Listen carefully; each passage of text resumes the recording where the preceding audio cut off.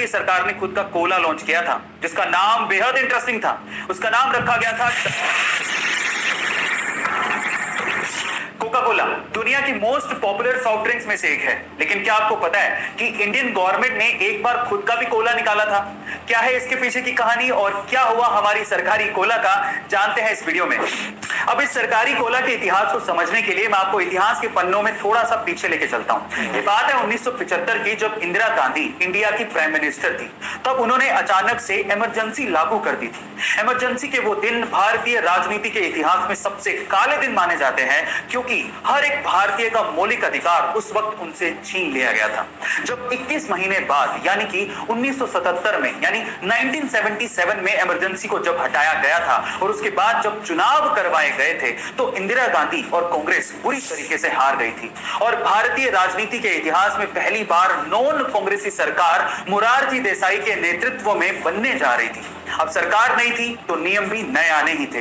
कुछ नए नियमों में एक नियम यह भी था कि अगर कोई मल्टीनेशनल कंपनी इंडिया में अपना बिजनेस चलाना चाहती है तो उसे इंडियन पार्टनर्स चुनने होंगे और उनको 60% हिस्सेदारी देनी होगी। अब इसमें कोका कोला भी शामिल थी, लेकिन कोका कोला को यह चीज मंजूर नहीं थी। वो अपनी रेसिपी इंडियन इन्वेस्टर्स के साथ साझा नहीं करना चाहती थी। गाइस, मैं आपकी जानकारी के लिए आपको बता दूं कि आज भी कोका कोला की रेसिपी पूरे दुनिया में सिर्फ 2 लोगों को पता है और उन्हें पूरी निगरानी के साथ रखा जाता है, और वो भी कोका कोला के बहुत ही विश्वासी 2 लोग हैं। लेकिन तब कोका कोला को यह मंजूर नहीं था और इसीलिए उन्होंने इंडिया में अपने ऑपरेशंस को बंद कर दिया था।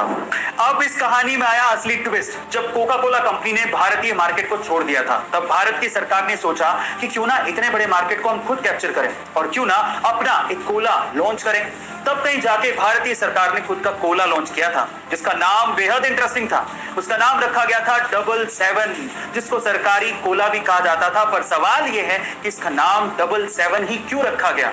देखिए, इसके पीछे भी एक भारी गहरी मंशा थी। वो क्या थी, मैं आपको बताता हूं। एक्चुअली 1977 यानी कि 1977 को इमरजेंसी का साल कहा जाता है।